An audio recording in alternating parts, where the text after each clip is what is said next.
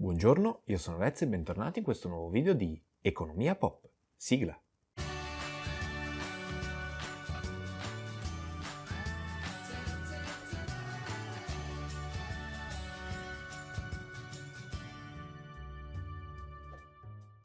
Oggi parliamo di lavoro e quindi potrei dire la disoccupazione è alta, i giovani non lavorano, c'è la fuga di cervelli, eccetera, ma tratteremo l'argomento da un punto di vista diverso, perché è interessante anche andare ad analizzare questo argomento da un punto di vista diverso. Per cui, quanto lavora in media un italiano?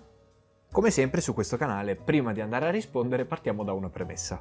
Fino a circa 10 anni fa, la legge prevedeva che non si può lavorare più di 40 ore a settimana e più di 8 ore al giorno. La vecchia legge però è stata abrogata e ora ce n'è una nuova che prevede che si possa lavorare 48 ore a settimana, sempre un massimo di 8 ore al giorno. Detto questo, andiamo a guardare i dati relativi all'Italia. Per rispondere a questa domanda ci affidiamo a una fonte molto autorevole, ovvero l'OCSE, l'Organizzazione per la Cooperazione e lo Sviluppo Economico. Secondo questa organizzazione, in Italia lavoriamo 1719 ore all'anno, in media, quindi più o meno 33 ore a settimana. Secondo voi è poco o tanto? Rispondetemi nei commenti. Per capire se questo numero è alto o basso, bisogna confrontarlo con altri paesi, non possiamo tenerlo in termini assoluti. Questa specifica classifica vede il Messico dominare su tutti gli altri paesi, 43 ore di lavoro a settimana mediamente. È come se lavorassero circa un giorno in più a settimana rispetto agli italiani, non è poco. Quindi assolutamente scordatevi lo stereotipo del messicano che fa la siesta, col sombrero, non lavora mai, non è assolutamente così. Al secondo e terzo posto troviamo Costa Rica e Corea del Sud, con 42 ore a settimana. L'Italia si trova solo al 19° posto.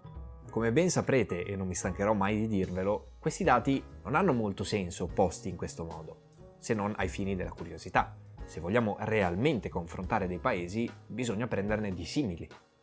I paesi che abbiamo citato prima in cima alla classifica hanno caratteristiche dimensionali e di sviluppo economico molto diverse dall'Italia, quindi andiamo a prendere qualche paese un po' più affine. Partiamo dai nostri cugini francesi, che lavorano 29 ore a settimana mediamente. Sempre secondo l'OCSE, in Spagna si lavora 32 ore a settimana, mentre in Germania 26 ore a settimana. Questo dato ci vede molto indietro rispetto agli altri paesi, noi lavoriamo un numero di ore molto maggiore a settimana. Quantomeno adesso possiamo sfatare il mito che gli italiani sono un popolo disfaticati, non è così.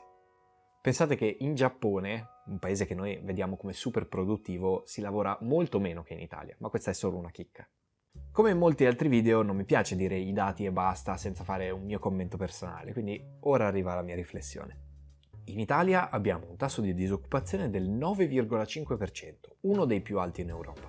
Allo stesso tempo però siamo uno dei paesi che lavorano più tempo in Europa a settimana mediamente. È molto facile pensare che riducendo le ore settimanali di un lavoratore italiano se ne possa assumere un altro. Questa è una definizione un po' semplicistica però. E vi dirò di più, non rappresenta né la principale né l'unica soluzione. Ricordatevi che chi vi sta dicendo che il lavoro in Italia non c'è, che non c'è proprio offerta di lavoro, vi sta mentendo.